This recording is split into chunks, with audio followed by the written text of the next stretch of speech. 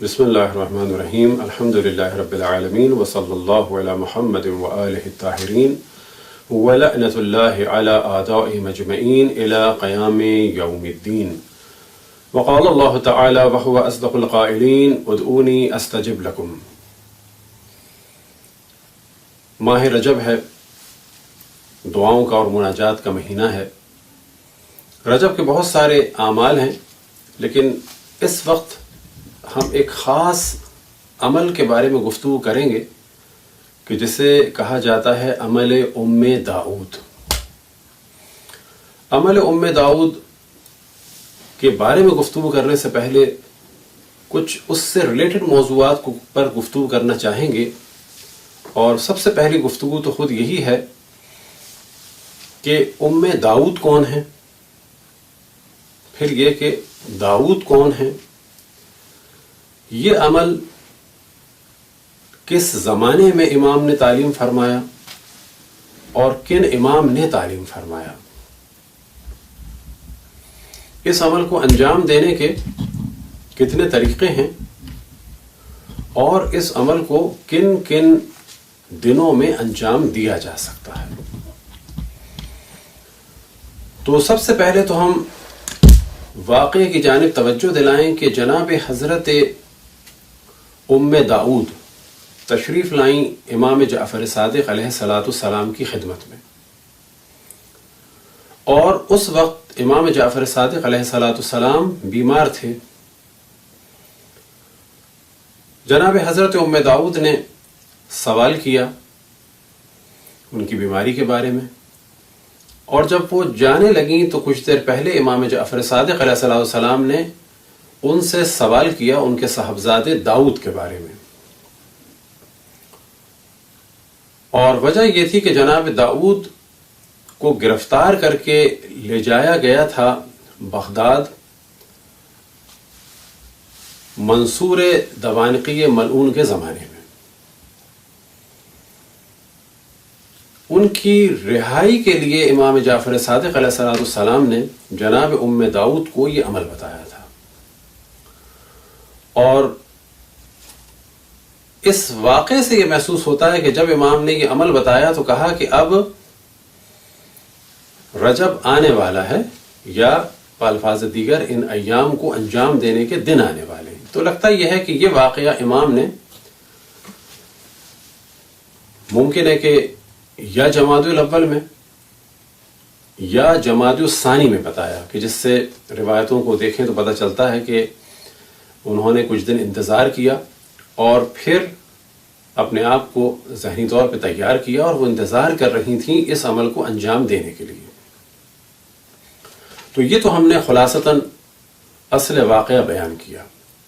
اب وہ سارے موضوعات کے جو اس واقعے سے ریلیٹڈ ہیں انہیں ہم تدریجاً بیان کرتے ہیں، اور پہلا سوال یہ کہ حضرت ام داؤد کون ہیں، ان کا نام کیا ہے، اور ان کا تعلق امام جعفر صادق علیہ السلام سے کیا ہے۔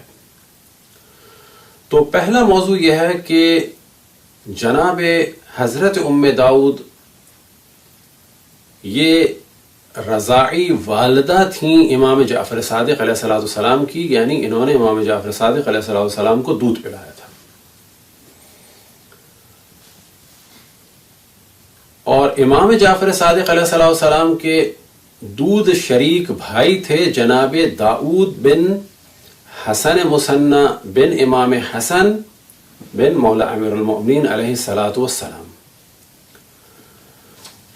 تو اس وقت ہماری گفتگو ہے جناب ام داؤد کے بارے میں۔ اگلے مرحلے میں ہم گفتگو کریں گے دوبارہ حضرت داؤد کے بارے میں، یعنی داؤد بن حسن بن مولا امیر المؤمنین علیہ السلام۔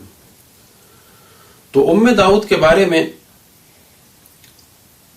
جو پہلا سوال ذہن میں آ سکتا ہے وہ یہ ہے کہ ان کا نام کیا تھا، کیونکہ ام داؤد یہ ان کی کنیت ہے۔ اب اس چیز کی جانب ہم توجہ دلائیں کہ عرب کلچر میں ایک ہے نام، جیسے کہ مولا امیر المؤمنین علیہ السلام کا نام علی، اور جیسا کہ رسول اللہ صلی اللہ علیہ وسلم کا نام محمد، اور رسول اللہ صلی اللہ علیہ وسلم کی کنیت ابو القاسم، اور مختلف ان کے القاب ہیں، اور ان میں سے ایک مشہور ترین لقب ہے مصطفیٰ۔ اور مولا امیر المومنین علیہ الصلوۃ والسلام کا نام علی، کنیت ان کی ابو الحسن، اور القاب ان کے بہت سارے ہیں، ان میں سے ایک مشہور ترین لقب ہے مرتضیٰ۔ بس ایک چیز ہے نام، ایک ہے لقب یعنی ٹائٹل، اور ایک ہے کنیت۔ کنیت عربی میں یا اور اب سے شروع ہوتی ہے یا ابن اور بنت سے شروع ہوتی ہے۔ مثال کے طور پہ ابو القاسم یہ کنیت ہے یعنی قاسم کے والد، ابو الحسن یہ کنیت ہے یعنی حسن کے والد۔ خواتین کے لیے آئے گا، مثال کے طور پہ جناب سیدہ صلوات اللہ وسلام علیہ کی مشہور ترین کنیت الحسن یا الحسنین، یعنی حسن یا حسن و حسین کی والدہ۔ کچھ کنیتیں ہیں گو کہ عربی میں رائج ہیں، لیکن اس پہلی والی کنیت کی نسبت کہ جس کی ابتدا اور اب سے ہوتی ہے، اس کی نسبت کم ہے، وہ ہیں بنت اور ابن سے۔ جیسے کہ یبن الزہرا، جناب زینب سلام اللہ علیہ نے امام حسین علیہ السلام کو مخاطب فرمایا یبن الزہرا۔ اب یبن الزہرا بھی ایک کنیت ہے، لیکن اس کا ابتدا ابن سے ہے۔ اور تاریخ میں ایک اور فرد کا نام بھی بہت زیادہ مشہور ہے، تو ان کا نام بھی لے دیتے ہیں، ابن بطوطہ۔ اب یہ کنیت ہے ان کی، لیکن یہ ابن سے شروع ہوئی ہے، یعنی بطوطہ کے فرزند۔ تو نام تو ان کا کیا تھا اس پہ ہم بعد میں گفتگو کریں گے۔ جو مشہور ترین کی کنیت ہے وہ زیادہ مشہور ہے، وہ ہے داؤد، یعنی داؤد کی والدہ۔ داؤد کون؟ داؤد بن حسن مصنع، کہ جو امام جعفر صادق علیہ السلام کے دودھ شریک بھائی تھے۔ ایک اور ان کی کنیت مشہور ہے، وہ ہے خالد۔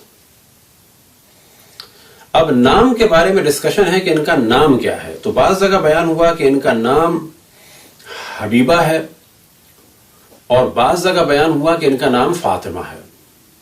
مثال کے طور پر شیخ صدوق نے جو ان کا نام اپنی کتاب میں بیان فرمایا وہ ہے فاطمہ بنت عبداللہ بن ابراہیم بن حسین، لیکن یہ حسین امام حسین علیہ السلام نہیں ہے۔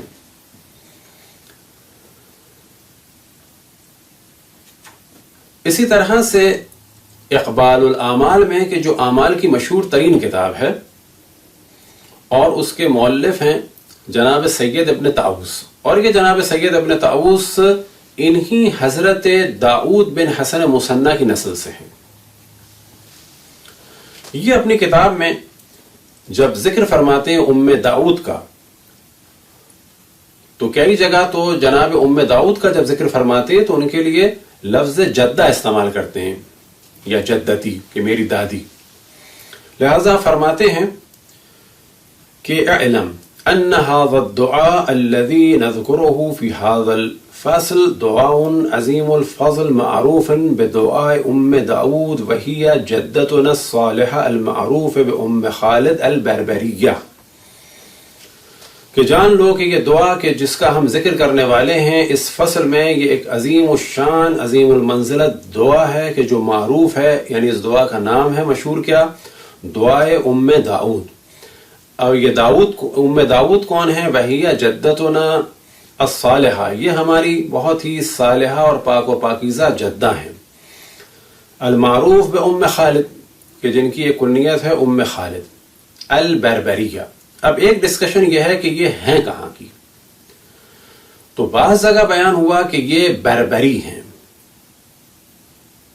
بربر کے بارے میں یہ ذہن میں رہے کہ ایک تو بربر شہر ہے کہ جو سوڈان میں ہے، ایک ہے بربر قوم کہ جو اس وقت تیونس میں، الجزائر میں، مراکش میں، اور اسی طرح سے لیبیا میں ہے۔ ان کی ایک اپنی زبان ہے، اور اس زبان کو کہا جاتا ہے امازیغ۔ جس طرح سے پاکستان کی نیشنل لینگویج اردو ہے، لیکن یہاں پر پشتو بھی ہے، پنجابی بھی ہے، سرائکی بھی ہے، بالکل اس طرح نارتھ افریقہ کی پرانی لینگویجز میں سے ایک لینگویج ہے امازیغ، اور اس وقت وہاں پر جو نیشنل موومنٹ چل رہی ہے ان علاقوں میں، ان میں سے ایک یہ ہے کہ نارتھ افریقہ میں اس زبان کو آفیشلائز کیا جائے. تو ابھی بھی یہ زبان چل رہی ہے، اور اس زبان کو امازیغ بھی کہا جاتا ہے اور بربری زبان بھی کہا جاتا ہے. اب ایک احتمال جو دیا جاتا ہے کہ یہ فاطمہ امام حسین کی نسل سے ہیں، وہ تو بہت بعید ہے، کیونکہ یہ امام حسین کی نسل سے نہیں ہے، کیونکہ جو شجرہ بیان ہوا ہے وہ بیان ہوا ہے فاطمہ بنت عبداللہ بن ابراہیم بن حسین، امام حسین کے فرزند ابراہیم کے جن کی نسل چلی وہ کوئی نہیں تھے. اب یہ کہ یہ عرب تھی یا غیر عرب تو بعد میں ہم بیان کریں گے دلیل کے طور پہ کہ ان کا غیر عرب ہونا بظاہر زیادہ محسوس ہوتا ہے. البتہ خود ان کی نسل سے جو جناب سید ابن طاووس ہیں انہوں نے ان کو بربری لکھا ہے، اور بربری کے بارے میں ہم نے بتایا کہ ان کی زبان عربی نہیں تھی. یہ نارتھ افریقہ کی یہ قوم ہے کہ جو تونس، الجزائر اور مراکش میں تھی. اب اس کے بعد فرماتے ہیں ام جدنا داؤد، یہ کون تھی؟ ہمارے جد داؤد کی والدہ تھیں. داؤد کون؟ داؤد بن حسن مشتبہ بن مولا امیر المؤمنین علیہ الصلاۃ والسلام. جب ان کا ذکر ہے تو جناب حسن مثنیٰ کے ایک اور فرزند تھے، ان کا نام تھا حسن مثلث. انہیں بھی شہید کیا گیا 146 میں، اور سب سے پہلے یہی شہید ہوئے اور انہیں بھی گرفتار کیا گیا تھا جناب داؤد کے ساتھ. اور یہ اپنے خاندان میں انتہائی صالح اور پاک پاکیزہ افراد میں سے تھے، اور یہ اسی قید خانے میں شہید ہوئے کہ جہاں پر جناب داؤد کو گرفتار کر کے لے جایا گیا تھا، اور سب سے پہلے شہداء میں سے یہی تھے. اب جب جناب حسن مثلث کا ذکر ہوا تو ایک ذکر ہم کریں گے اور کہ جو اس دعا سے تو ریلیٹڈ نہیں ہے، لیکن اس کا ذکر عام طور پہ محرم میں کرتے ہیں. انشاءاللہ اگر زندگی رہی تفصیل سے ایک اور دفعہ بھی ہم ذکر کریں گے، اور وہ ذکر ہے جناب حسین بن علی شہید فخ کا. تاریخ میں جو مشہور ترین ذات ہے وہ ہے ذات مقدس امام حسین علیہ الصلاۃ والسلام، جو حسین کے نام سے ہیں، اور ان کے بعد ایک اور حسین ہیں. امام حسین علیہ السلام کا نام حسین ابن علی یعنی ابن مولا امیر المؤمنین علیہ الصلاۃ والسلام. ایک حسین بھی تاریخ میں گزرے ہیں جو امام حسن علیہ السلام کی نسل سے تھے. ان کا نام تھا حسین ابن علی ابن حسن المثلث ابن حسن المثنى ابن حسن المجتبہ ابن مولا امیر المؤمنین علیہ الصلاۃ والسلام. یہ جس طرح تاریخ میں لکھا جاتا ہے حسین ابن علی بن حسن بن حسن بن حسن بن علی. ان کا مشہور ترین ایک لقب ہے حسین ابن علی شہید فخ، اور امام حسین علیہ السلام کا ایک لقب ہے حسین ابن علی شہید طف، طویف. طف کربلا کے ناموں میں سے ایک نام ہے، اور فخ مکے کا ایک علاقہ ہے کہ آج اس علاقے کو مکے ہی میں شامل مانا جاتا ہے، لیکن سابقہ زمانے میں مکے سے تقریباً 6 میل باہر تھا. لیکن اب کیونکہ مکہ بڑھ گیا تو مکے میں آ گیا ہے. وہاں آج بھی قبریں موجود ہیں اور ارد گرد عمارتیں ہیں. اس مقام کو کہا جاتا ہے فخ.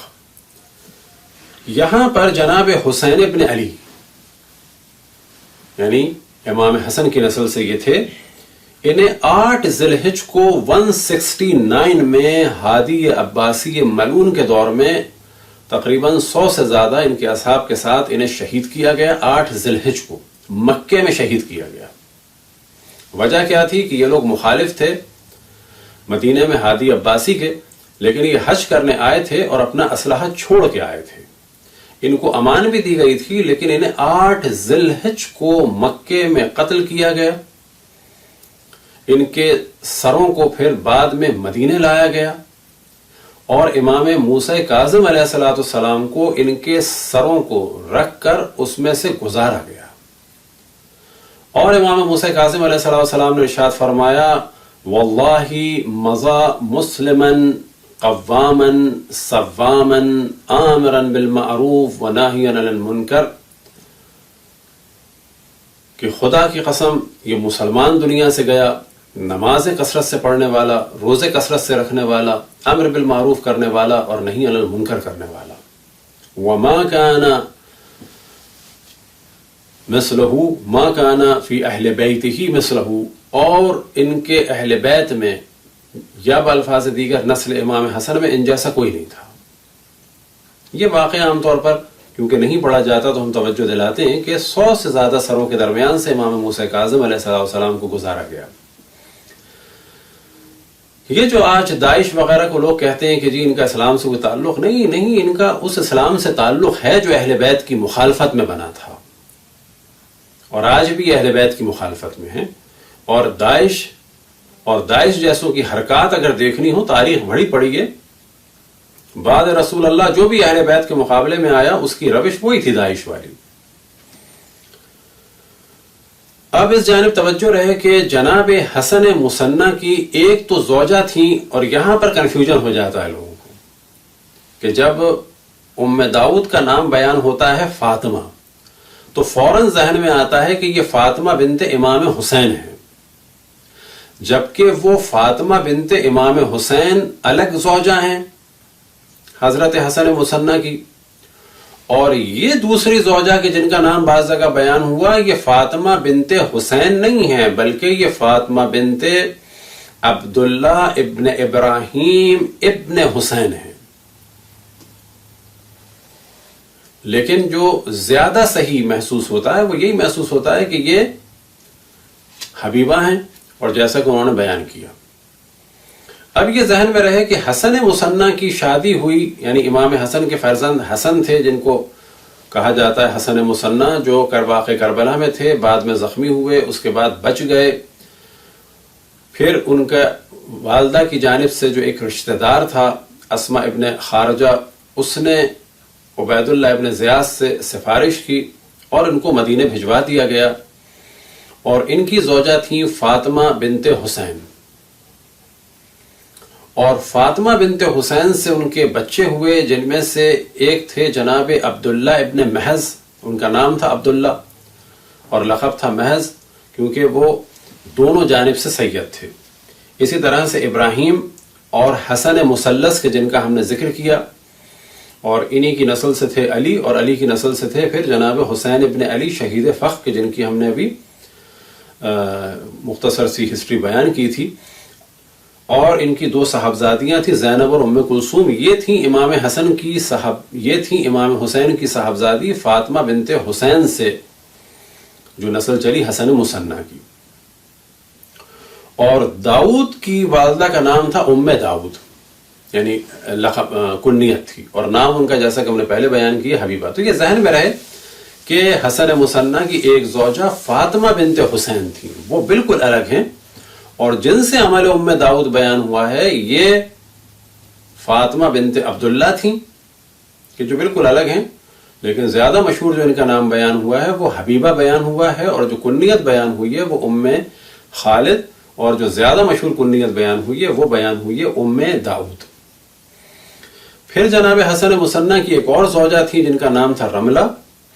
خیر ام داؤد سے ایک تو ان کے فرزند سے داؤد اور جعفر، اور اسی طرح سے رملہ سے محمد اور رقیہ اور فاطمہ. اور جیسا کہ ہم نے پہلے بیان کیا کہ ام داؤد کے بارے میں یہ گفتگو ہے کہ یا تو ان کا تعلق تھا بربر قوم سے اور زبان ان کی عربی نہیں تھی، یا ان کا تعلق تھا روم سے، اور اگر رومی ہیں تو بھی ان کی زبان عربی نہیں تھی. اور اس کی دلیل جو ملتی ہے وہ امام جعفر صادق علیہ السلام کے قول سے ملتی ہے کہ جب آپ نے فرمایا کہ اس اے ام داؤد آپ اس عمل کو انجام دیں، اور پھر سورہ بیان فرمائے کہ سورہ انعام سے لے کر جو بعد کے سورے ہیں ان کو پڑھنا ہے. اس عمل میں ہم دوبارہ اس موضوع کو ڈسکس کریں گے. اور وہاں پر امام نے ایک جملہ ارشاد فرمایا ان سے، وَإِن لَمْ تُحْسِنُوا ذَلِكَ وَلَمْ تُحْسِنُوا، اگر آپ اس کو اچھی طرح سے نہ پڑھ سکیں اور آپ اچھی طریقے سے نہیں پڑھ سکیں گی، قرآن مجید سے آپ اسے اچھی طریقے سے نہیں پڑھ سکیں گی. اس سے یہ محسوس ہوتا ہے کہ ان کی زبان جو ہے وہ عربی نہیں تھی. لہٰذا امام نے فرمایا کہ اگر آپ نہ پڑھ سکیں، اگرچہ آپ نہیں پڑھ سکیں گی، تو پھر کیا کریں؟ تو پھر ان سوروں کے پڑھنے کے بجائے 1000 دفعہ سورہ توحید کو پڑھ لیں۔ اس موضوع کو ہم دوبارہ بیان کریں گے۔ یہ ہم نے موضوع اس وجہ سے بیان کیا کہ اس دلیل سے یہی محسوس ہوتا ہے کہ آپ عرب زبان نہیں تھیں بلکہ دوسرے علاقے سے یہاں پر تشریف لائی تھیں۔ اب اگلا موضوع کہ جناب داؤد کے بارے میں۔ جناب داؤد کے بارے میں ہم نے پہلے بیان کیا کہ آپ امام جعفر صادق علیہ السلام کے دوست شریک بھائی تھے اور امام زین العابدین علیہ السلام کے داماد بھی تھے۔ ان کی صاحبزادی کلثوم کے شوہر تھے۔ اس رشتے سے جناب داؤد ایک جانب تو ان کے دوست شریک بھائی ہیں تو دوسری جانب ان کے پھپھا بھی ہیں۔ اب یہ ذہن میں رہے کہ سابقہ دور میں یہ ہوتا تھا کہ ایک بچہ شادی کے قابل ہے یا شادی بھی ہو چکی ہے، دوسری جانب ایک اپنا بچہ پیدا ہوا ہے کہ جو ابھی 1-2 مہینے کا ہے، جبکہ اس سے بڑا ممکن ہے نواسا ہو، جیسا کہ کربلا میں امام محمد باقر علیہ السلام تقریباً 3 اور 4 سال کے درمیان تھے، لیکن وہ کون تھے؟ پوتے تھے امام حسین کے، لیکن خود ان کے فرزند حضرت علی اصغر 6 مہینے کے تھے۔ یا ایک قول کے مطابق خود عاشور کے دن ایک بچے کی ولادت ہوئی کہ جن کا نام عبداللہ تھا، وہ اس دن پیدا ہوئے۔ تو سابقہ دور میں یہ چیز بڑی نارمل تھی کہ پوتے سے چھوٹے اپنے بیٹے یا اپنی بیٹیاں۔ پھر ایک جگہ بیان کیا جناب سید ابن طاؤس نے ان کی معرفی کراتے ہوئے کہ یہ کون ہیں؟ ابو سلیمان نام ہے ان کا۔ جناب داؤد کا نام داؤد ہے اور جو ان کی کنیت ہے وہ ابو سلیمان ہے۔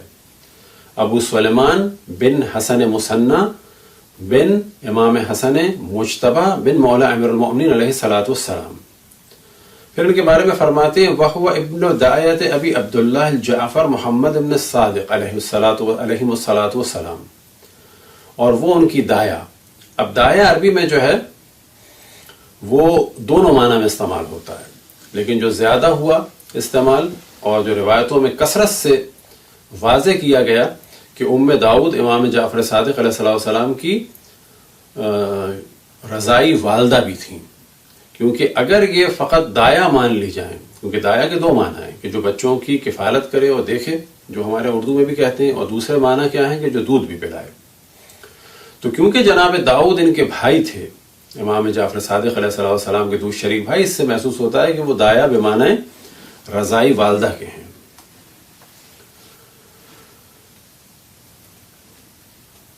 عبداللہ محض کے جن کا ہم نے ذکر کیا،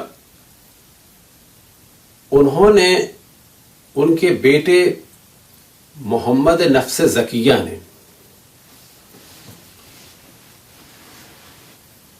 145 میں منصور ملعون لعنت اللہ علیہ کے خلاف مدینے میں قیام کیا تھا۔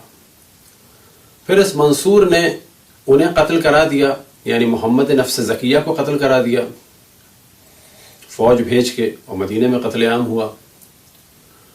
اور بصرے میں ان کے بھائی تھے، انہیں قتل کرا دیا، ابراہیم بن عبداللہ کو۔ تو عبداللہ محض کے 2 مشہور فرزند تھے، ایک محمد نفس زکیہ اور ایک ابراہیم، ان دونوں کو قتل کر دیا، ایک کو مدینے میں ایک کو بصرے میں۔ بعد میں فوج نے حملہ کیا اور عبداللہ کو گرفتار کیا، اور انہی کے ساتھ ساتھ بہت ساری ذریت امام حسن کو اور سادات کو گرفتار کیا، اور انہی گرفتار ہونے والوں میں تھے جناب داؤد ابن حسن، کہ جن کا یہاں پہ ذکر ہو رہا ہے۔ اور یہ جناب عبداللہ کے بھائی تھے، عبداللہ محض کے بھائی تھے دوسری والدہ سے، اور اس کو ہم بیان کر چکے کہ عبداللہ محض کی والدہ امام حسین کی صاحبزادی تھی فاطمہ بنت حسین، اور یہ فرزند تھے جناب داؤد کے۔ انہیں گرفتار کیا گیا اور ان کو پھر لے جایا گیا۔ اب جب ان کو لے جایا گیا گرفتار کر کے، تو پھر یہ دعا امام نے نقل فرمائی تھی ان سے۔ اب جب یہاں پر ذکر ہو رہا ہے تو کچھ اور چیزوں کو بھی بیان کریں۔ انہی عبداللہ کے ایک فرزند تھے، ان کا نام تھا ادریس، اور وہ شہید فخ کے ساتھیوں میں سے تھے کہ جن کا ہم نے ذکر کیا کہ جنہیں قتل کر کے 8 ذی الحجہ کو اور بعد میں سروں کے درمیان سے امام موسیٰ کاظم کو گزارا گیا، انہی کے ساتھیوں میں سے تھے ادریس، اور یہ وہاں سے نکل گئے تھے اور مراکش کی جانب چلے گئے تھے، اور مراکش میں جا کے انہوں نے پھر 172 میں کچھ قبیلوں کو تیار کیا اور وہاں پر حکومت ادریسی کی بنیاد رکھی، اور یہ حکومت ادریسی تقریباً 200 سال تک چلی۔ تو بس کہا جا سکتا ہے کہ حکومتوں میں حکومت تھی حکومت ادریسی کے جو مراکش اور الجزائر کے علاقے میں چلی، اور وہاں پر آج بھی سادات حسنی موجود ہیں، اور اسی وجہ سے وہاں پر آج بھی الحمدللہ تشیع کے لیے زمین ہموار ہے۔ لیکن بعد میں آنے والے دور میں خصوصاً ایوبیوں نے اور عثمانیوں نے اہل بیت کے خلاف اور خود اہل بیت کے مکتب کے خلاف اتنا زیادہ پروپیگنڈا کیا کہ حالات خراب ہو گئے۔ بالکل اسی طرح جیسے کہ ہم دیکھتے ہیں کہ پاکستان انڈیا میں ایک زمانہ تھا کہ اہل بیت کا بہت زیادہ ذکر تھا، تدریجاً وہابیوں نے آ کے حالات کو خراب کر دیا۔ اسی کے ساتھ ساتھ ایک اور ذکر ہو، خصوصاً پاکستان میں رہنے والے حضرات اس کو بہت انٹرسٹ سے سنیں گے، اور ان کا تعلق ہے ایک ہستی کا کہ جو اس وقت کراچی میں دفن ہیں، اور ان کا نام ہے عبداللہ۔ اب یہ عبداللہ کون ہیں؟ تو واضح رہے کہ یہ عبداللہ محض کے پوتے ہیں، اور ان کا شجرہ اس طرح سے ہے کہ ان کا نام تھا عبداللہ اور ان کا لقب تھا اشتر۔ یہ فرزند تھے انہی محمد نفس زکیہ کے کہ جن کا ہم نے ذکر کیا کہ ان کو 145 میں مدینے میں قتل کر دیا تھا۔ جب انہیں مدینے میں قتل کیا گیا تو اس سے پہلے ان کے دادا نے یعنی خود جناب عبداللہ محض نے اپنے پوتے عبداللہ کو سندھ کی جانب بھیجا تھا۔ وجہ یہ تھی کہ سندھ کا گورنر اس وقت کے جو عباسیوں کی جانب سے تھا، منصور ملعون کی جانب سے تھا، ان کا نام تھا عمر ابن حفظ صفری۔ تھا تو وہ عباسیوں کا گورنر لیکن اہل بیت کا چاہنے والا تھا۔ ان کو بھیجا گیا تھا، یا بالفاظ دیگر عبداللہ شاہ غازی کو کہ جن کا مزار کلفٹن میں ہے، ان کو بھیجا گیا تھا عمر ابن حفظ صفری سے بیعت لینے کے لیے، اور انہوں نے بیعت کر لی تھی، اور نزدیک تھا کہ وہ بھی اٹھیں کس کے خلاف؟ منصور کے خلاف۔ لیکن اسی دوران پتہ چلا کہ مدینے میں جو قیام ہے جناب محمد نفس زکیہ کا، اسے کچل دیا گیا، ان سب کو قتل کر دیا گیا۔ پھر حالات خراب ہو گئے، یہاں تک کہ عمر بن حفظ صفری نے جناب عبداللہ یعنی عبداللہ اشتر کے جن کو عام طور پر پاکستان میں کہا جاتا ہے عبداللہ شاہ غازی کے جن کا مزار کلفٹن میں ہے، ان کو قریب ہی کسی راجہ کے حوالے کر دیا کہ ان کو اپنے پاس چھپا کے حفاظت میں رکھو۔ وہاں راجہ کے یہاں انہوں نے ایک خاتون کے جو مسلمان ہوئی یا مسلمان تھی پہلے سے، اس علاقے میں انہوں نے شادی کی، اور ان سے ایک بیٹا بھی ہوا کہ جو علم الانساب میں اس کا نام ابو الحسن محمد ہے، کہ جو منصور کے مرنے کے بعد کوفے چلے گئے تھے، اور کوفے میں ان کی نسل چلی۔ پھر اسی دوران کیونکہ مخالفت کر دی تھی عمر بن حفظ نے کہ جو منصور کا گورنر تھا، انہیں قتل کیا گیا، اور منصور نے اپنا نیا گورنر بھیجا کہ جس کا نام تھا حشام بن عمرو تغلبی۔ اس نے آ کے عمر بن حفظ صفری کو بھی قتل کیا، اور پھر یہ ڈھونڈنے میں لگ گیا کہ کہاں ہیں عبداللہ شاہ غازی۔ بالآخر انہیں ڈھونڈا، بعض جگہ بیان ہوا کہ اس نے نہیں بلکہ اس کے بھائی نے مارا، اور بعض جگہ بیان ہوا کہ خود اس نے مارا، اور مارنے کے بعد ان کا سر منصور کے پاس بھیج دیا۔ جسم کسی جگہ ٹانگ دیا، بعد میں ان کے طرفداروں نے دفن کر دیا، کافی عرصے تک یہ گمنام رہا، اور اس کے بعد ایک قول بیان ہوتا ہے کہ یہ جو اس وقت کلفٹن میں قبر ہے، یہ یہاں پر ان کا جسم مطہر دفن ہے۔ بس یہ یاد رہے کہ خود ان کی جو وفات ہے وہ تقریباً اسی زمانے میں ہے جناب عبداللہ شاہ غازی کی 47 وغیرہ کے آس پاس، یا اس سے کچھ تھوڑا زیادہ، یعنی 147 سے کچھ بعد میں، تقریباً کہا جا سکتا ہے ممکن ہے 2 سال بعد ہو، 3 سال بعد ہو، کیونکہ وہ کچھ عرصے چھپے رہے۔ اور یہی وہ زمانہ تھا تقریباً کہ جس وقت جناب داؤد قید میں تھے، اور یہی وہ زمانہ ہے کہ جس وقت امام جعفر صادق علیہ السلام نے یہ دعا تعلیم فرمائی جناب داؤد کی والدہ جناب ام داؤد کو۔ اب ایک اور موضوع کہ یہ دعا کتنی اس کی سندیں ہیں یا کن کن امام سے نقل ہوئی، تو پہلی جو اس کی راویہ ہیں وہ تو ام داؤد ہیں، اور اس دعا کو نقل کیا جناب ام داؤد نے امام جعفر صادق علیہ السلام سے۔ اور جو دوسری روایت کا سلسلہ ہے وہ ہے امام موسیٰ کاظم علیہ السلام سے اور پھر ان کے اصحاب سے۔ اب جو طریقہ بیان ہوا ہے اس عمل کا، وہ طریقہ جو امام نے ارشاد فرمایا وہ یہ کہ 13، 14 اور 15 کو روزہ رکھو۔ 13، 14، 15 رجب کو آپ روزہ رکھیں۔ روزہ رکھنے کے بعد نماز ظہر اور عصر سے فارغ ہوں، کسی خلوت کی جگہ پر بیٹھیں کہ جہاں پر کوئی ڈسٹرب نہ کرے۔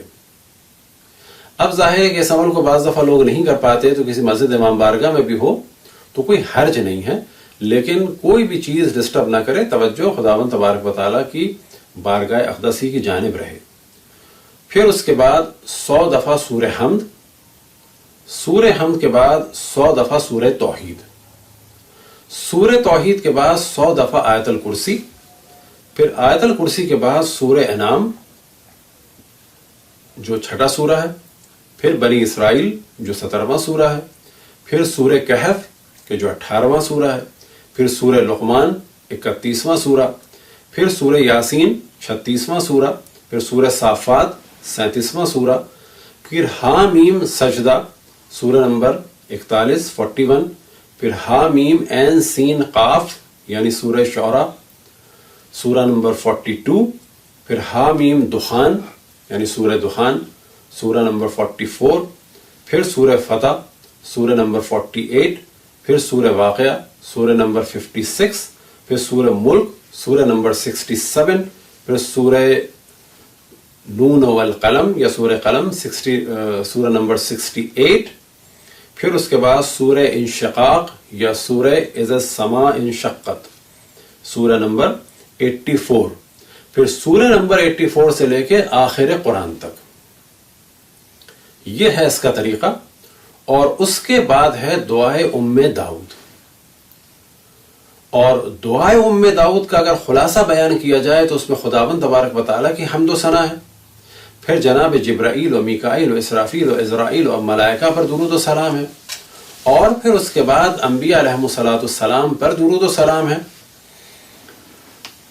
اور ساتھ ہی انبیاء کے خاص اصحاب جیسے کہ حواری، اور اسی طرح سے اسباط یعنی فرزندان حضرت یعقوب، اور حضرت لقمان کہ جو نبی نہیں تھے لیکن بہت ہی پاک و پاکیزہ اور بزرگ افراد میں سے تھے، ان کا ذکر ہے۔ تو یہ ہیں چند ذکر، اور ان سب پر جو ہے وہ درود و سلام بھیجا گیا، اور آخر میں رسول اللہ صلی اللہ علیہ وسلم اور ائمہ علیہم السلام پر، پھر اس کے بعد حاجات کا اور خداوند تبارک و تعالیٰ سے مناجات کا سلسلہ ہے۔ یہ خلاصہ ہے عمل، یہ خلاصہ ہے دعائے ام داؤد کا، کہ جس کو دعائے استفتاح بھی کہتے ہیں۔ تو یہ تو ہے اس کا مشہور طریقہ عمل کا کہ جو عموماً بیان ہوا، یہی طریقہ بیان ہوا ہے مفاتیح الجنان میں۔ اب بعض دفعہ لوگ کہتے ہیں کہ یہ اتنا طویل عمل ہم انجام نہیں دے سکتے، یا یہ کہ ہم سورہ اتنی اچھی طریقے سے نہیں پڑھ سکتے۔ تو پھر امام نے ایک دوسرا طریقہ بیان کیا اور ارشاد فرمایا دوسرے طریقے کے بارے میں، وَإِن لَمْ تُحْسِنِي ذَلِكَ وَلَمْ تُحْسِنِي، اگر آپ ان سوروں کو نہ پڑھ سکیں، کہ اگرچہ آپ نہیں پڑھ سکیں گی، تو پھر کیا کر رہے؟ کررتی قل هو اللہ احد 1000 مرۃ، یعنی پہلے سورہ حمد پڑھیں 100 دفعہ، پھر سورہ توحید پڑھیں 100 دفعہ، پھر آیت الکرسی پڑھیں 10 دفعہ، پھر اس کے بعد بجائے سورہ انعام کے اور ان سوروں کے اور پھر انشقاق سے لے کے آخر قرآن تک پڑھنے کے 1000 دفعہ سورہ توحید پڑھ لی جائے۔ اور یہ دوسرا طریقہ انتہائی آسان ہے کہ جو لوگ ان سوروں کی وجہ سے اس عمل کو انجام نہیں دے پاتے، کہ ہماری زبان اتنی رواں نہیں ہے، اور اگر ہم پڑھیں تو عموماً غروب تک ان سوروں کی تلاوت سے فارغ نہیں ہو پاتے، خصوصاً کب کہ جب سردیوں کا زمانہ ہو، کہ جب سورج جلدی غروب ہوتا ہے۔ تو ایسی صورت میں، یا اس صورت میں کہ جب تھکن ہو، یا اس صورت میں کہ جب تلاوت نہ کر سکتے ہیں اچھی، اس میں غلطیاں ہوں، یا یہ کہ ٹائم بہت لگتا ہو، تو پھر 1000 دفعہ سورہ توحید پڑھ لی جائے ان سوروں کے بجائے۔ تو ایک طریقہ مشہور طریقہ، دوسرا طریقہ کہ جس میں 1000 دفعہ سورہ توحید پڑھ لیا جائے۔ اسی طریقے کو بیان کیا ہے شیخ مفید نے، لیکن فرق بس اتنا سا ہے، اور لگتا ہے کہ شاید یہ بھی وہی دوسرا طریقہ ہو، کہ انہوں نے فرمایا ہے کہ جب وہ سورہ مخصوص اچھی طریقے سے نہ پڑھے جا سکتے ہوں نصف رجب کو، یا یہ کہ ان سورے پڑھنے کی طاقت نہ ہو، تو پھر کیا کیا جائے؟ حمد کو پڑھا جائے 100 دفعہ، آیت الکرسی کو پڑھا جائے 10 دفعہ، اور 1000 دفعہ سورہ کو پڑھا جائے، یعنی سورہ توحید کو پڑھا جائے آخر میں۔ شیخ مفید نے طریقہ جو بیان کیا، اور جو دوسرا طریقہ روایت میں بیان ہوا، اس میں فرق یہ ہے کہ اس میں سورہ حمد کے بعد 100 دفعہ سورہ توحید کا ذکر نہیں ہوا، ڈائریکٹ 10 دفعہ آیت الکرسی کا ذکر ہوا۔ بس بہتر یہی ہے کہ اگر کوئی پہلے طریقے کے مطابق عمل نہ کر سکے، تو پھر وہ دوسرا طریقہ، یعنی 100 دفعہ سورہ حمد، 100 دفعہ سورہ توحید، پھر 10 دفعہ آیت الکرسی، اور پھر 1000 دفعہ سورہ توحید، یعنی 1100 ہو جائیں گی۔ شیخ مفید کے طریقے کے مطابق بس 1000 دفعہ سورہ توحید، اور جو سورہ حمد کے بعد 100 دفعہ توحید ہے اس کا ذکر نہیں ہے۔ اب ممکن ہو کہ کوئی اور روایت ہو جو ان کو ملی ہو، اور ممکن ہے کہ اسی طریقے کو انہوں نے نقل کیا ہو اور کاتب سے غلطی ہو گئی ہو اور 100 دفعہ سورہ توحید کا ذکر رہ گیا ہو۔ چوتھا طریقہ جو سید ابن طاؤس نے بیان کیا اقبال الاعمال میں، اور وہ یہ انہوں نے فرمایا، وہ اقول، کہ میں یہ کہتا ہوں، رأیت بعض الروایات، اور میں نے بعض روایات کو دیکھا، وَيُحْتَمَلُ أَن يَكُونَ ذَلِكَ لِأَهْلِ الضَّرُورَاتِ، اور یہ جو طریقہ ہے مجھے لگتا ہے کہ جن کی بہت زیادہ ضرورت ہو اور وہ نہ کر سکتے ہوں پورے عمل کو، یا یہ کہ وہ سفر میں ہوں، یا یہ کہ بہت زیادہ ان کی کوئی مشکل ہو، تو وہ کیا کریں؟ فیجزی ہے قرأت قل هو اللہ احد 100 مرۃ، کہ وہ نماز ظہر اثر کے بعد عمل ام داؤد کو اس طرح سے انجام دے دیں کہ پہلے وہ چیزیں پڑھیں، ان سوروں کے بجائے 100 دفعہ سورہ توحید پڑھ لیں۔ اب یہیں سے ایک جواب یہ مل جاتا ہے کہ اگر کوئی سفر میں بھی ہو تو اس عمل کو انجام دے سکتا ہے، اور سفر میں روزے نہیں رکھ سکتے، تو بس ایک سوال یہ پیدا ہوتا ہے کہ جو روزے نہ رکھ سکتا ہو وہ کیا کرے؟ بیمار ہے، عمر زیادہ ہو گئی ہے، اب وہ چاہتا ہے عمل کرے، تو وہ بھی ان تاریخوں میں، یعنی 15 رجب کو عمل ام داؤد کو انجام دے سکتا ہے، کیونکہ وہ روزے نہیں رکھ سکتا۔ وہ کہ اگر روزہ ہو تو یہ عمل بہت ہی بہتر ہے، لیکن کیونکہ یہاں پہ روایت سے استدلال ہوا کہ سفر میں اس عمل کو، یا جب مشکل ہو یا بہت کم وقت ہو، تو 100 دفعہ سورہ توحید پڑھ کے بھی انجام دیا جا سکتا ہے، تو سفر سے واضح محسوس ہوتا ہے کہ پھر روزے کی ضرورت نہیں ہے، اور روزے کے بغیر بھی سفر میں یہ عمل کیا جا سکتا ہے۔ پھر ایک اور روایت کے ذریعے سے کہ جو اگلا موضوع بیان کریں گے وہاں پر بھی کلیئر ہو جائے گا۔ اب اگلا موضوع یہ کہ عمل ام داؤد کے طریقے تو ہم نے بیان کر دیے، کب کب کیا جا سکتا ہے، تو جو سب سے بہتر ڈیٹ ہے وہ تو ہے 13، 14 اور 15 کو روزہ رکھنے کے بعد، 15 کو ظہر کے بعد اس عمل کو انجام دیا جائے، کہ جو مفاتی میں بھی درج ہے۔ لیکن جناب ام داؤد نے سوال کیا کہ کیا اس دعا کے ذریعے سے میں اللہ کو پکار سکتی ہوں کسی اور دن بھی؟ تو امام نے جواب دیا، یعنی یہ فرماتی ہیں ام داؤد، قالت ام داؤد قلت لابی عبداللہ یا سیدی، کیا میرے سید، ایدعو بہذا دعا فی غیر رجب، آیا رجب کے علاوہ بھی اس دعا کے ذریعے سے اللہ کو پکار سکتی ہوں، اللہ کو پکارا جا سکتا ہے؟ قال نعم، امام نے فرمایا یوم العرفہ۔ پس 15 رجب کے علاوہ جو ایک بہترین ڈیٹ ہے اس دعا کی، وہ ہے یوم العرفہ، یعنی 9 ذی الحج کے جو دعاؤں کا بہترین دن ہے۔ پھر امام نے فرمایا کہ اگر یوم عرفہ کو جمعہ ہو جائے، یعنی اگر یہ جمعے کے دن یوم عرفہ ہو جائے تو اور زیادہ فضیلت ہے، اور دعا ختم ہونے سے پہلے صاحب دعا کی مغفرت ہو جائے گی۔ پھر اس کے بعد اور جگہ کتب میں بیان ہوا اور روایات ہی کے ذریعے سے، کیونکہ ظاہر بعد میں ائمہ سے پوچھا گیا ہوگا، تو جناب ابن طاؤس فرماتے ہیں وفی روایتین، کہ 2 روایات میں نقل ہوا، قال نعم فی یوم العرفہ، یہ تو پہلے ہم بیان کر چکے، پھر دوسرا کیا بیان ہوا، فی کل یوم دعا فإن اللہ یجیب ان شاء اللہ، کسی دن بھی دعا کریں، یعنی اس دعا کو کسی دن بھی پڑھا جائے، اس عمل کو کسی دن بھی انجام دیا جائے ترتیب سے، تو خداوند تبارک و تعالی دعاؤں کو قبول کرنے والا ہے۔ لیکن جو صحیح معنی میں عمل ہے اس کا، یا الفاظ دیگر تمام فضیلتوں کے ساتھ، وہ عمل اسی صورت میں ہوگا، اور جو بہترین وقت ہے اور بہترین شرائط کے ساتھ 13، 14، 15 رجب کو روزہ رکھا جائے، 15 کو بعد ظہر اس عمل کو انجام دیا جائے۔ تو جناب ام داؤد نے اس عمل کو انجام دیا، اور جب یہ عمل انجام دیا تو اسی رات جناب داؤد نے خواب میں دیکھا کہ میری ماں چٹائی پہ بیٹھی ہوئی عبادت کر رہی ہیں، اور ان کے ارد گرد بڑے بڑے قد کے افراد ہیں کہ جن کے زمین پر پاؤں ہیں اور سر آسمان میں ہیں، انہی کے درمیان ایک بہت ہی خوبصورت اور خوشبو والے فرد ہیں کہ میں خواب میں سمجھ گیا کہ یہ رسول اللہ صلی اللہ علیہ وآلہ وسلم ہیں، اور انہوں نے جو ہے بشارت دی کہ تمہاری ماں نے دعا کی ہے جو اللہ سبحانہ و تعالیٰ نے قبول فرمائی ہے۔ اور اسی رات منصور ملعون دوانقی نے ان کو بلایا، اور بلانے کے بعد ایک اونٹ دیا اور 10,000 درہم دیے اور ان کو رہا کر دیا۔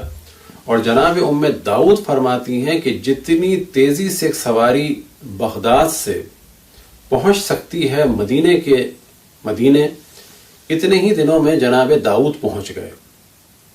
جب جناب داؤد پہنچے، اپنی والدہ سے ملے، پھر امام جعفر صادق علیہ السلام کی خدمت میں گئے۔ جناب ام داؤد نے خوشی کا اظہار کیا۔ امام نے فرمایا کہ آپ جانتی ہیں کہ کیوں منصور نے رہا کر دیا؟ کیونکہ منصور نے اس رات خواب میں مولا امیر المومنین علیہ السلام کو دیکھا، اور سامنے آگ تھی، اور آپ نے فرمایا کہ میرے فرزند کو رہا کر دو ورنہ تمہیں اس آگ میں ڈال دوں گا،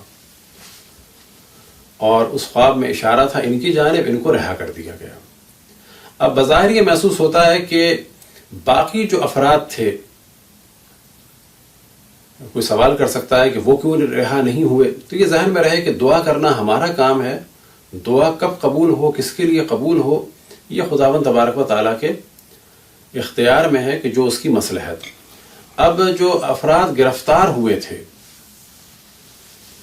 ان میں سے کچھ شہید ہو چکے تھے، یا تو یہ آخری فرد تھے، یا یہ کہ کچھ بعد میں رہا ہوئے، کچھ بعد میں شہید ہوئے، اور ان کے لیے خداوند تبارک و تعالیٰ نے ایک بلند درجہ شہادت کا رکھا ہوا تھا، اور ان کی والدہ کی دعا کی وجہ سے ان کو واپس بھیج دیا۔ اسی طرح سے جناب ام داؤد نے بھی خواب میں دیکھا تھا کہ رسول اللہ صلی اللہ علیہ وسلم فرما رہے ہیں کہ تمہاری دعا خداوند تبارک و تعالیٰ نے قبول فرمائی، اور جن لوگوں پہ تم نے درود بھیجا، دیکھو یہ سب اس وقت یہاں آئے ہوئے ہیں، یعنی جن انبیاء پہ درود بھیجا، جن ملائکہ پہ درود بھیجا۔ دعا کے بارے میں ہم توجہ دلائیں کہ یہ جو غلط فہمی ہے کہ انبیاء اور ائمہ کی دعا فوراً قبول ہوتی ہے، یہ غلط ہے۔ صحیح نظریہ یہ ہے کہ ان کی دعا قبول ہوتی ہے۔ کب قبول ہوتی ہے؟ اس کا دار و مدار خداوند تبارک و تعالیٰ کی مشیت پہ ہے۔ مثال کے طور پہ حضرت ابراہیم علیہ السلام نے نوجوانی میں بھی دعا کی بچوں کے لیے، پھر اس کے بعد عمر گزرتی رہی، وہ ہمیشہ دعا کرتے رہے، لیکن خداوند تبارک و تعالیٰ نے ان کی دعا قبول کی کب کہ جب وہ کافی بوڑھے ہو چکے تھے۔ بعض جگہ بیان ہوا 90 سال، 99 سال یا اس سے زیادہ۔ تو وہ حضرت ابراہیم کے جو 90 سال میں اللہ سے مایوس نہیں ہوئے، تو کیا انہوں نے 50 یا 60 سال میں دعا نہیں کی تھی بیٹے کی یا بچوں کی، یا 30 یا 35 سال میں دعا نہیں کی تھی؟ نہیں، جواب یہ ہے کہ وہ ہمیشہ دعا کرتے تھے، لیکن خداوند تبارک و تعالیٰ کا امتحان یہ تھا کہ ان کی دعا کو بڑھاپے میں قبول کیا، اور دنیا کے سامنے خود حضرت ابراہیم کو ایک معجزہ بنا دیا کہ بڑھاپے میں بچے کی ولادت ہوئی۔ لیکن پھر مزید امتحان حضرت ابراہیم کا یہ ہوا علیہ الصلوۃ والسلام کا کہ آپ کو حکم ہوا کہ اس بچے کو اور حضرت ہاجرہ کو مکے کی بیابان سرزمین پہ چھوڑ کے آؤ۔ یہ ایک دوبارہ امتحان ہوا۔ اب یہاں پر حضرت ابراہیم جو خلیل اللہ بنے، انہوں نے اپنی عمر لگا دی پرچم توحید کو بلند کرنے کے لیے، لیکن انہوں نے پھر اللہ سبحانہ و تعالیٰ سے شکوہ نہیں کیا کہ میں نے پرچم توحید کو بلند کیا، تو مجھے بچہ نہیں دے سکتا۔ نہ، ان کا کام تھا دعا کرنا، قبول کرنا کام ہے اللہ سبحانہ و تعالیٰ کا، بندے کا کام ہے راضی رہنا۔ پھر جب دعا قبول ہوئی بڑھاپے میں، تو پھر ایک اور امتحان کہ انہیں بیابان میں چھوڑ کے آؤ۔ پھر جب یہ بچہ نوجوان ہو گیا، پھر ایک اور امتحان کہ اس کو اب اللہ کی بارگاہ میں قربان کرو۔ حضرت ابراہیم نے اپنے حساب سے کسی چیز پر، ایک نرم چیز پر، ایک گوشت نما چیز پر چھری چلا دی تھی، انہیں خون کی گرمی بھی محسوس ہوئی تھی، وہ امتحان میں کامیاب ہو چکے تھے۔ یہ اور بات ہے کہ خداوند تبارک و تعالیٰ نے ان کے امتحان کو قبول کیا ان کی، لیکن حضرت اسماعیل کے بدلے ایک گوسفند آ گیا۔ لیکن حضرت ابراہیم قربان کر چکے تھے اس بچے کو کہ جس کے لیے انہوں نے نوجوانی سے دعا کی، بڑھاپے تک دعا کرتے رہے، بڑھاپے میں ملا تو اس کو بیابان میں چھوڑنے کا حکم ہوا۔ جب بیابان میں چھوڑ کے وہ ماں کے ساتھ ہزار مشکلات کے بعد کہ پورا واقعہ آپ کے ذہن میں ہوگا، جب وہ نوجوان ہو گئے تو اب انہیں قربان کرنے کا حکم ہوا۔ یہ جو ہم عید قرباں مناتے ہیں وہ حضرت ابراہیم کے خلوص کی داستان کو تازہ رکھنے کے لیے مناتے ہیں۔ بالکل اسی طرح سے ہم جو عزاداری کرتے ہیں وہ امام حسین کی قربانی کو تازہ رکھنے کے لیے کہ دنیا کے سامنے یادگار رہے۔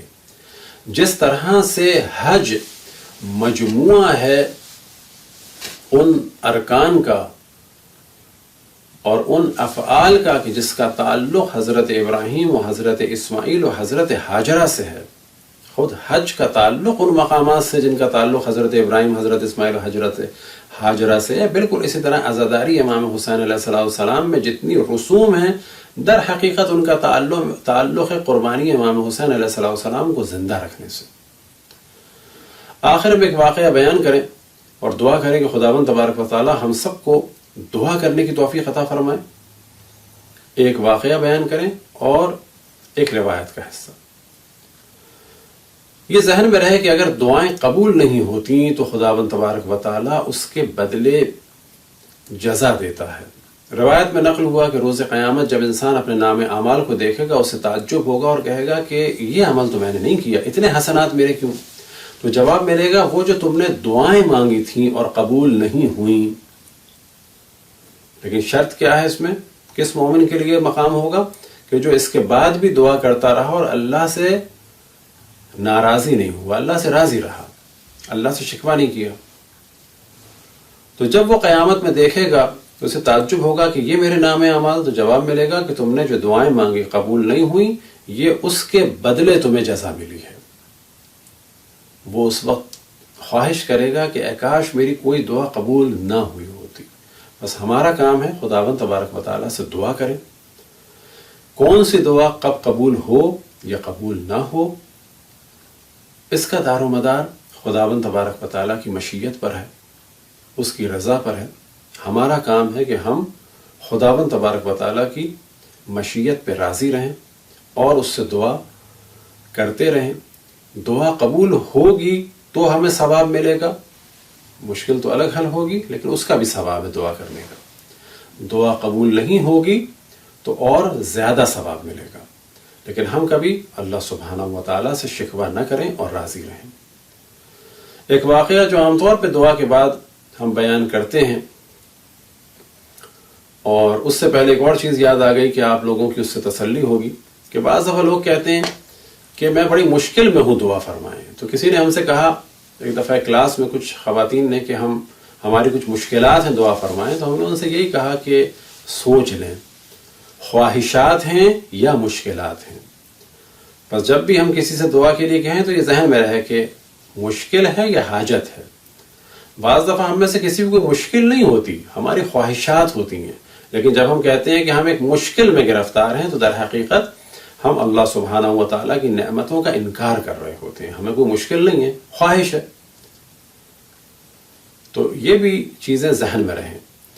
بس واقعہ یہ تھا کہ تقریباً جب 25 یا 26 سال کی ہماری عمر تھی اور قم میں تھے تو حضرت آیت اللہ العظمیٰ بہجت رضوان اللہ تعالیٰ علیہ کہ جو عبادت خداوند تبارک و تعالیٰ کا بہترین ایک مظہر تھے اس دنیا میں، تو خود میں نے ان سے کہا کہ بعض دفعہ دعا کرتے کرتے ایک عجیب سی کیفیت ہو جاتی ہے، ایک نا امیدی کی سی کیفیت. اب کس وقت ہم نے ان سے کہا؟ تقریباً 25 سال کی عمر پہ یا 26 سال کی عمر پہ. تو ان کے بہت سارے واقعات ہیں، وہ بہت لطیف نکات بھی بیان کرتے تھے اور بعض دفعہ چھوٹا سا جملہ کہتے تھے اور لوگوں کو ہنسا بھی دیتے تھے. اس وقت بھی انہوں نے ایک جملہ کہا کہ اس کے بعد خود بھی مسکرائے، مجھے بھی ہنسی سی آئی اور سمجھ میں آ گیا وہ کیا کہنا چاہ رہے ہیں. تو جس وقت میں نے کہا کہ بعض دفعہ دعا کرتے کرتے ایک عجیب سی کیفیت ہو جاتی ہے، ایک مایوسی کی سی کیفیت ہو جاتی ہے، کیا کیا جائے، تو انہوں نے کوئی لمبی چوڑی نصیحتوں کا سلسلہ شروع نہیں کیا، صرف ایک جملہ کہا، کیا کبھی ایسا ہوا ہے کہ تم نے 50 سال دعا کی ہو اور قبول نہ ہوئی ہو؟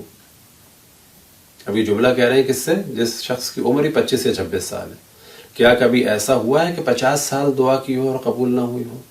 جیسے انہوں نے کہا تو خود بخود مجھے محسوس ہوا کہ ہاں، یعنی وہ اس وقت یہ کہنا چاہ رہے ہیں کہ ایک مومن کی ذمہ داری ہے کہ 50 سال بھی اگر دعا کرے تو نا امید نہ ہو. یا بالفاظ دیگر ہمارا کام ہے کہ ہم انبیاء علیہ السلام خصوصاً حضرت ابراہیم علیہ السلام کی طرح سے دعا کریں اور دعا کرتے رہیں. قبول ہو تو اللہ سے راضی رہیں، قبول نہ ہو تو اللہ سے راضی رہیں. قبول ہو جائے پھر اس کے بعد کوئی امتحان ہو جیسے کہ جناب اسماعیل سے ہوا تو اللہ سے راضی رہیں. خداوند تبارک و تعالیٰ سے دعا ہے کہ بحق محمد وآل محمد ہم سب کو اپنے رسول اپنی حجتوں خصوصاً امام زمان علیہ السلام کی معرفت اور اطاعت کی توفیق عطا فرمائے. وصلی اللہ علی محمد وآلہ الطاہرین.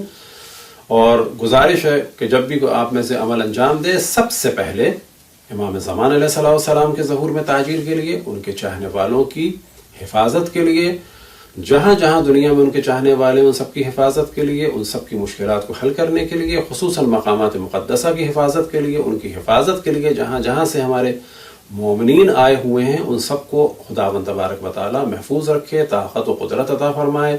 جہاں جہاں ہماری فوجیں ہیں مومنین کی مقامات مقدسہ کے دفاع کے لیے اور ان کے دفاع کے لیے ان سب کے لیے دعا فرمائیں. اسی طرح سے شام میں اس وقت 2 شہر ہیں کہ جن کا نام ہے فوعہ و کفریہ. وہاں پہ تقریباً اس وقت ان وہابی دہشت گردوں کے محاصرے میں 30,000 کے قریب مؤمنین ہیں اور ان کی جان کو خطرہ ہے. پچھلے 5 دن پہلے کی جو اطلاع تھی یا 10 دن پہلے کی، جب آپ پروگرام دیکھیں گے تقریباً اس سے 20 دن پہلے کی، تو وہاں پر کھانا پینا ختم ہو چکا تھا. دعا فرمائیں کہ خداوند تبارک و تعالیٰ امام کے ظہور میں تعجیل فرمائے، ان کے چاہنے والوں کی حفاظت فرمائے، ہم سب کو ان کے اصحاب اور انصار میں شامل فرمائے. اور محمد وآل محمد صلی اللہ علیہ وسلم.